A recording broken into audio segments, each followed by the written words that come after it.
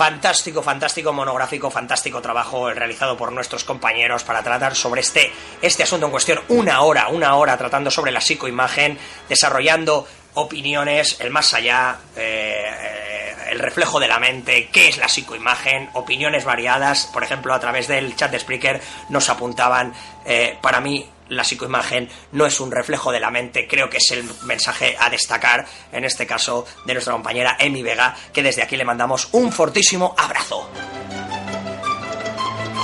¿Y dónde nos vamos en este preciso instante nosotros? Pues nos vamos a ir a disfrutar de uno de los casos de nuestro compañero Mishael. Casos apasionantes, casos cargados sobre todo pues de inquietud, de sensaciones. Esos casos que nos trae nuestro compañero Mishael Cerrajero, que como siempre son los casos de Mishael.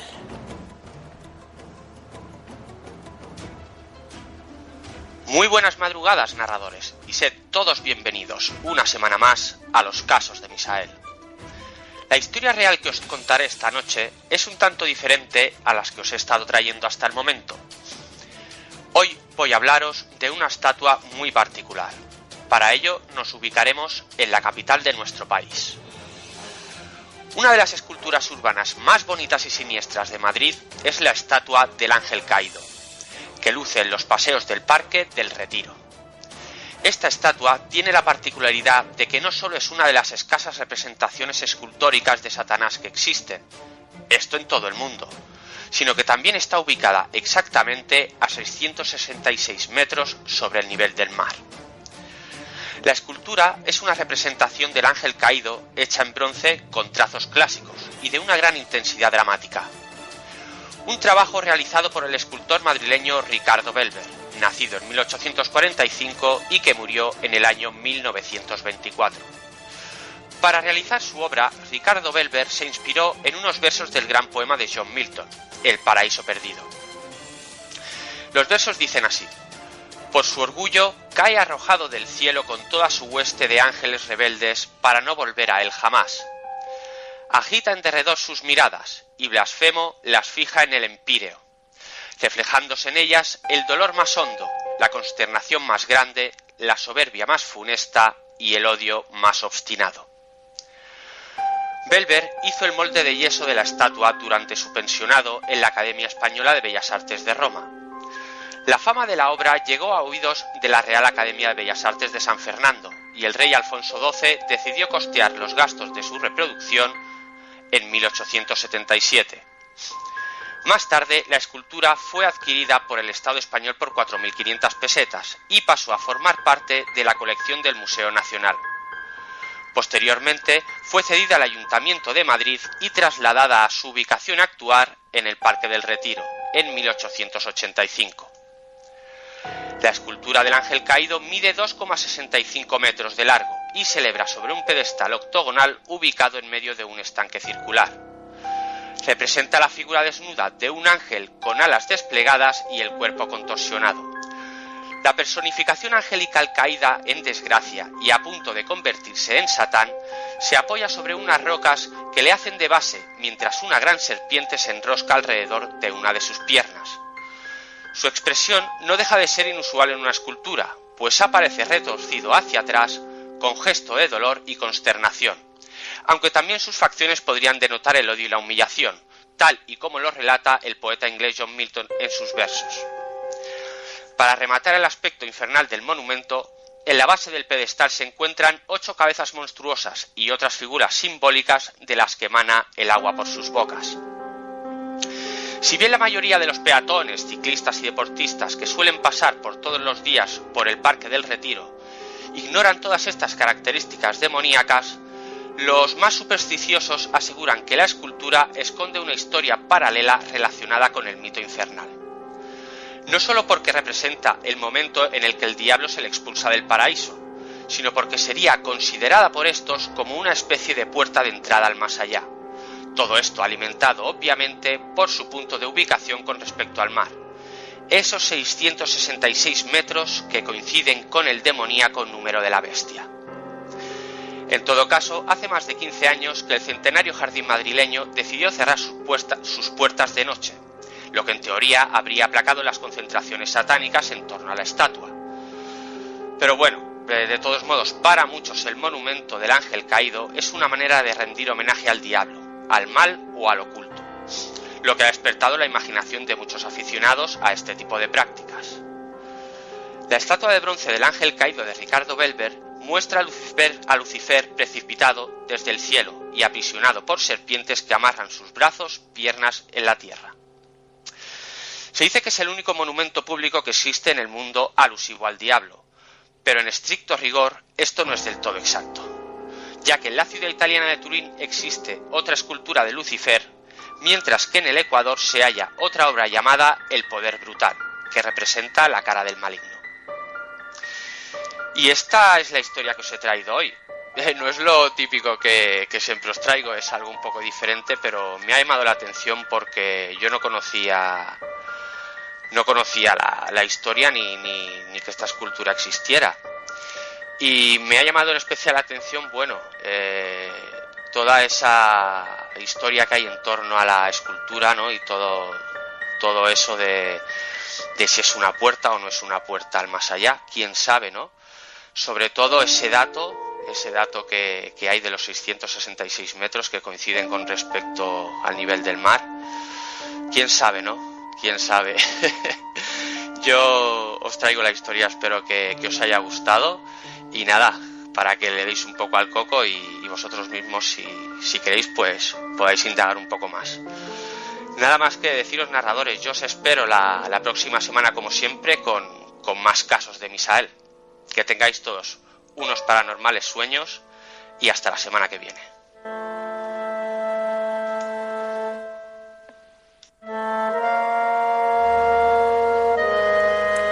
Estás escuchando Narradores del Misterio.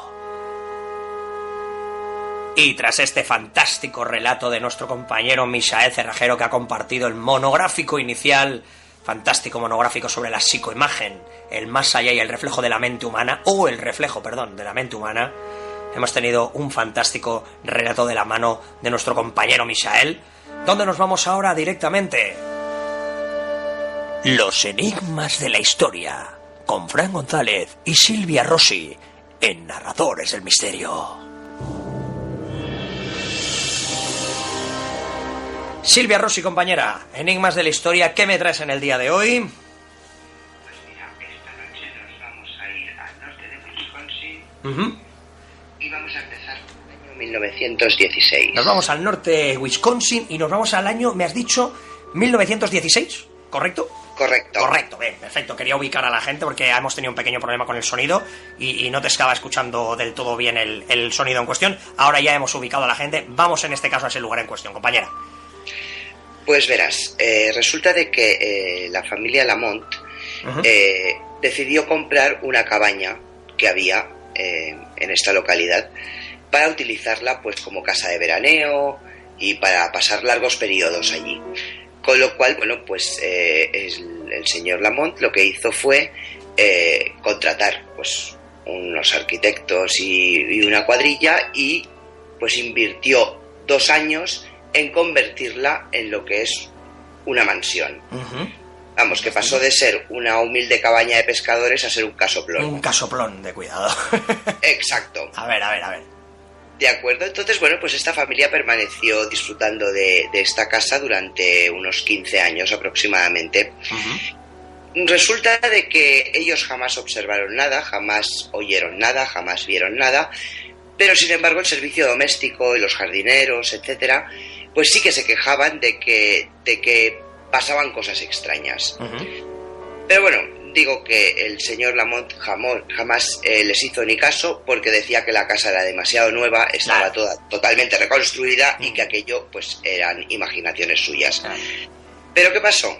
Que a principios de los años 30, una noche que estaban cenando en la cocina, estaban acabando de cenar y de repente la puerta del sótano, esa puerta del sótano que siempre aparece en las películas americanas. La terrorífica, ¿no? Aquella de escaleras hacia abajo, eternas, y con una oscuridad inmensa, ¿no, compañera? Precisamente. Esa pues misma. Empezó a abrirse y se vio pues como una sombra, como una figura oscura de un hombre. ¿Qué hizo el señor Lamont? Pues lo que haría cualquier persona de aquella zona. Pues se fue a un cajón, cogió una pistola, claro, y le descerrajó 2 tiros. Ya está. Ahora la pregunta que yo me hago es: ¿a qué le desquebrajó 2 tiros, Silvia? Bueno, pues el espectro, el fantasma, dio un portazo y desapareció. Vaya. Las balas quedaron incrustadas en la puerta. Claro. Y allí se quedaron. Con lo cual, la pareja, esta vez sí que se lo tomaron en serio, hicieron maletas y no volvieron a aparecer por la casa. Claro. Que se ponga la gente sobre el asunto en cuestión, ¿no? O sea, imaginaros cuál es el mayor poder que puede mostrar un ser humano a la hora de imponer su autoridad. Pues como bien ha dicho Silvia, sacar una pistola, una escopeta, lo que sea, cualquier arma, e imponerse, pues diciendo: o sales de aquí o te desquebrajo 2 tiros, que fue lo que sucedió con el señor en cuestión. Claro, el problema está en cuando te das cuenta que desquebrajas 2 tiros y esos 2 tiros han ido a parar ¿a dónde? A la puerta en cuestión. Ahí, como digo yo, Silvia, que se plantee la gente cómo procederían, ¿no, compañera?